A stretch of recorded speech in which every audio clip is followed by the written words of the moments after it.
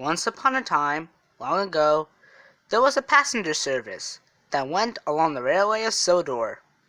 This passenger service was not as famous as the Wild Northwester, but it was famous for one reason, a very bad reason. The service ran from Knapford to Loudrer, which was just in the uppermost part mountains of Sodor. It was a small town, but was still served by many of the railways at the time. Many engines still remember it. Edward mostly remembers it. However, on one sad night in 1943, everything changed. John Jarrett's was the station master at the station before a bridge. This bridge was different than most other bridges on Sodor. It was a swing bridge, which would lift if a ship had to go over the channel. And then it was his job to get the bridge back in the line before the train would get over it. It was midnight, and the station master got a call at the station of Roderick that the midnight express would be passing through. A ship had just passed through the channel, and despite he was very unwell, he went over to close the bridge. The station master was very ill at the time, as he was in his 60s and was prone to heart attacks, but he didn't tell his colleagues about this. Sadly, this would be disastrous. As he began to close the gate of the bridge, he felt a sudden sharp pain in his chest. Oh no, he thought, he was having a heart attack. Being too ill to even close the bridge, he got his lamp and stumbled to the platform. He had to warn that train. I must warn them. I must warn them, he groaned. But he was only able to get to the platform before falling dead on his back, his lamp flickering before going out. The Midnight Express was being a little late when it went to South Wellsworth, but now was back on schedule, which was a disastrous consequence. The train consists of 10 coaches and one van at the back for baggage. The locomotive on this run was very unique, as she was the only member of her class, or as some people thought. The express was now back on schedule, and the signals were with it, and it came flying through the tunnel leading to the station of Roderick. However, just as the train was just about to pass the station, the fireman saw the body of the station master on the platform. He then called to the driver, who ordered him to stop the train. The driver slammed on the brakes, the whistle screaming as the train went screaming right past the station. But it was going at well over 80 miles per hour. There was no way to stop the express. It screamed past the station, went through the tunnel, and went over the half-bridge, and fell into the river below. The passengers screamed as they were jolted from their sleep, as one by one the coaches fell into the river below. All the coaches and the van fell into the river below. Of the 100 passengers and crew aboard the train that night, there were no survivors. Despite the villagers coming to help, there was nothing they could do, as there was a mighty explosion that had killed most of the passengers. Many of those who were not killed in that blast were killed by drowning. After that, the bridge was shut down, and the station master was given a proper burial for his actions. The night express never ran again, and no one went over that bridge to Loudrick. However, some 70 years later, Sir Tom had decided to reopen the line, and to start freight and passenger services. This went good for most engines, i.e., some engines. Wakiya, the new Purple Express locomotive, was not really happy. After he had saved Val from the incident with his brakes, which Wakiya actually started, Sir Tom had to put him on goods duties and shunting, which Wakiya hated. "I hate this," he groaned to Edward one day. "This is going to be so terrible. Why do I need to pull these dirty freight trains? I'm a passenger locomotive, for God's sake." Edward just rolled his eyes. "Well, you shouldn't have done what you did, Wakiya," he said. "You should have learned." Wakiya just groaned and went back to do his work. A new locomotive had arrived on Sodor during this time. He looked a bit like the GWR City class. However, he had an extra set of driving wheels. His name was Star Dona, He was a very calm and kind locomotive, and with the new service on the bridge line, he was tasked with hauling the maintenance trains. Wakiya had to haul the regular freight trains. He was not happy. One afternoon, Wakiya, Edward, Strardone, and Percy were waiting at the sheds for their next trains. Wakiya had been grumbling all day and was giving grief to Percy. Stardone just smiled. "I've known angels like you. They're pretty arrogant times." "Who says I'm arrogant?" said Wakiya. Edward groaned. "How about a story to get you off your mind?" "Like what, Edward? It's not like anything to do around here to just tell stories and shunt trains." "I've got one," said Stardone. "What is it?" said Percy. Then he saw Edward's face fell. "I know this story too," Edward said. "What?" said Wakiya. "Have you ever heard of the Midnight Express?" asked Stardone. No," said Wakiya and Percy together. "Well, here's the story. In 1943, there was a passenger service that ran from Nafra to Waldrick. It was the fastest run up there. However, on that night, things will all change. The bridge where we're now working on currently was a swinging bridge with a channel. It would be closed down before the next train could pass over it. However, the station master at the time was very ill. He had said, 'I'll make sure that train gets back on time,' but that was the last things he was ever heard to said. He would begin to close the gate to the bridge when illness took over him. He grabbed his lamp and limped towards the platform. What he had in his mind only that he needed to stop that train. However, he only died once he got to the platform, his lamp falling by his side. The express was back on time, and the sailors were with it, and it came towering through the tunnel leading to the bridge. As the train came across the station, the firemen saw the body of the station master and called to the driver. He slammed on the brakes, knowing that there could have been something wrong, and with the whistle blowing, it came screaming through the station.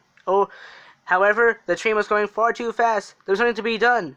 It went through the station, went through the tunnel, and went over the bridge. Crash! Wakiya and Percy jumped.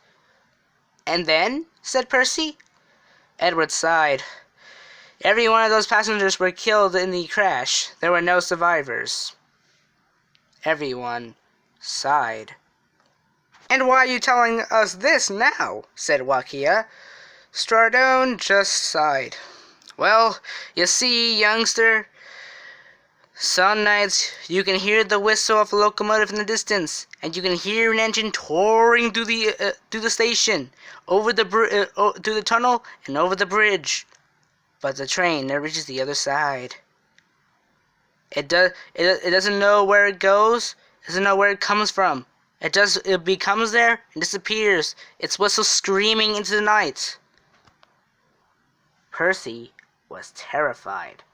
Wakiya just laughed. "Ha ha ha, Stardone, you're really funny, aren't you? There's no such thing as ghosts. Stop scaring Percy with these make-believe stories." "I'm telling you this story is true from the fact," said Stardone. Edward agreed, but Wakiya wasn't convinced. "Rubbish. There's no such thing as ghosts. I've already passed over that bridge 2 times. There's nothing wrong with that bridge. There's been nothing wrong with that bridge, and even though this accident may have been true, there's no proof that there's a ghost," he said, laughing as he puffed away with his next train. Percy just puffed away, terrified. What many of the others didn't know at the time was that Stardone had a close connection to the Midnight Express. Night came rather quickly that night, and the railway was still in works on that branch line. The bridge line needed to get more supplies, and so Percy and Wakiya were just about to leave with their separate trains. Percy would carry the maintenance crews, while Wakiya would carry the supplies. Ghost indeed. Rubbish. "I don't know, Wakiya. I think we should listen to Stardone. It could be real." Stardone just believes in fake stories," said Wakiya. "Don't believe in such things." And he left to collect his train.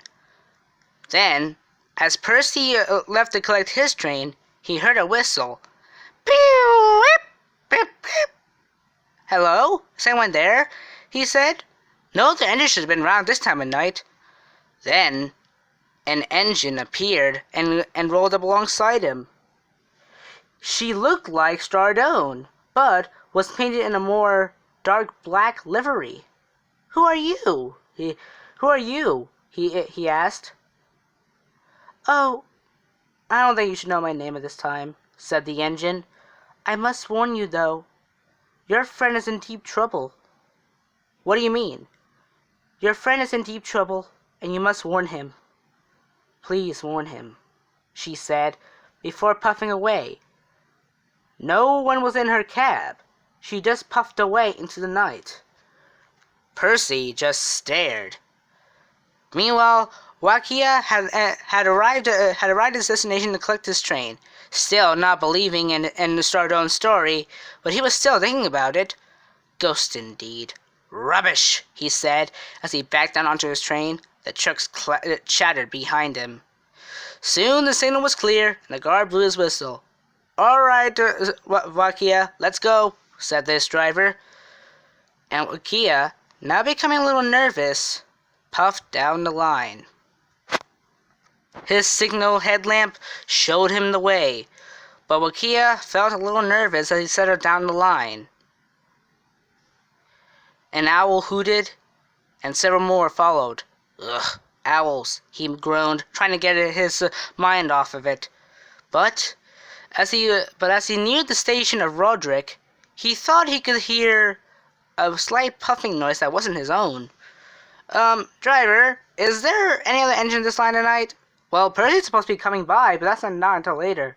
"Oh," said Wakiya, and with a sigh of relief, he passed the station, which was still going under maintenance, and then he had a slight vision of the station master's body on the ground. He didn't believe in it, though, and soon he puffed over the tunnel and onto the bridge. The bridge creaked, but Wakiya still didn't take any notice on it. "There's no such thing as ghosts. There's no such thing as ghosts," he said, and he went across the bridge. After delivering those supplies, Wakiya had to collect a couple of more. But he really didn't want to leave. "Can we just wait until the morning?" "No, Wakiya, we have to go now." "What's up with you? You're a bit jumpy." Nothing," said Wakiya. And then his crew climbed on board, and he went back into the night.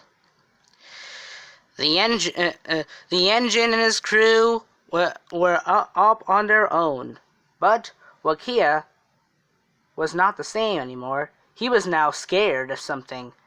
Come on, I just want to get this job over with," he said, as he neared the bridge. But then the signal was red. He had to stop. There was some equipment that the crew had put away for the night across the bridge, but no other engine was suspended at that time. Then he heard a whistle.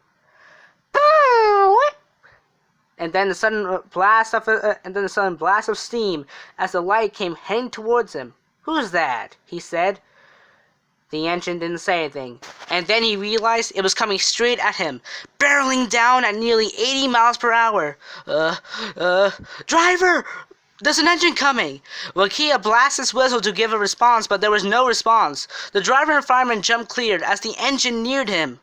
But then, as close as it appeared, the sound got fainter and fainter, and then the engine vanished, followed by a loud explosion and the cries of people. Wakiya was so terrified that he didn't want to go across the bridge. "Take me back!" "What?" called the driver as he climbed aboard. Take me back, please!" And with nothing to say else, Wakiya raced back across the bridge and back to the shed. He never left Loudrick. He was still there in the next day when Percy came, along with Star Dona and Edward. "What happened to you?" asked Edward. I saw it. I saw the Midnight Express." "I think I saw it too," said Percy. Star Dona looked at him. "What did she look like?" "She looked like you, but was painted much darker color." Star Dona had a tear in his eye. "What is it?" said Wakiya. "I knew the engine on that train that night." "What?" Edward knew this too. She was Strardone's sister. What? Said Wakiya and Percy together. Yes, indeed, my sister. Her name was Star Dona. She was just like me, but painted in galaxy blue, a very common livery in our design. She was a very kind and very wise locomotive, and I truly loved her.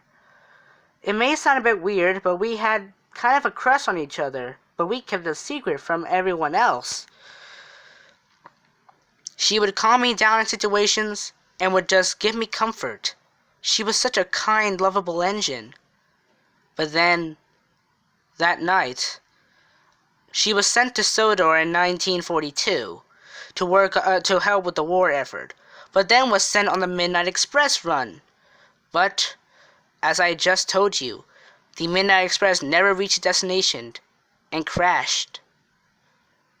And now, Stardone didn't say anything else. He just puffed away. Edward, Percy, and Wakiya, especially Wakiya, felt sad for Stardone.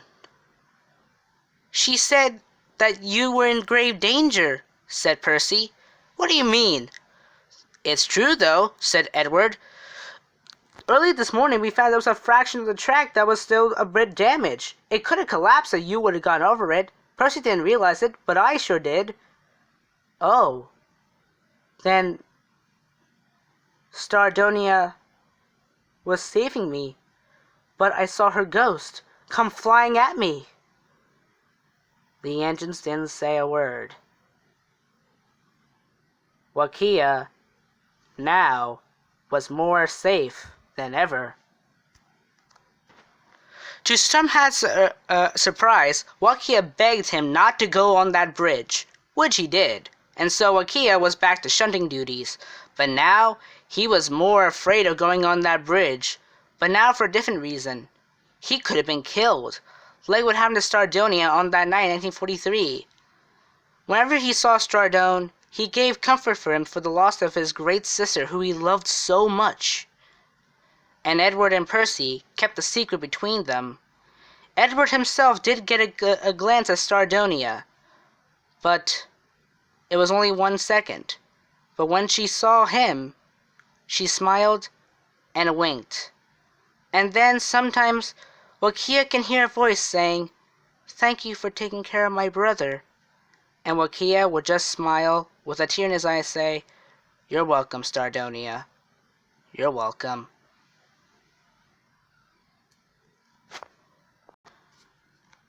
But was it the Midnight Express that Wakiya saw on that night? We will probably never know.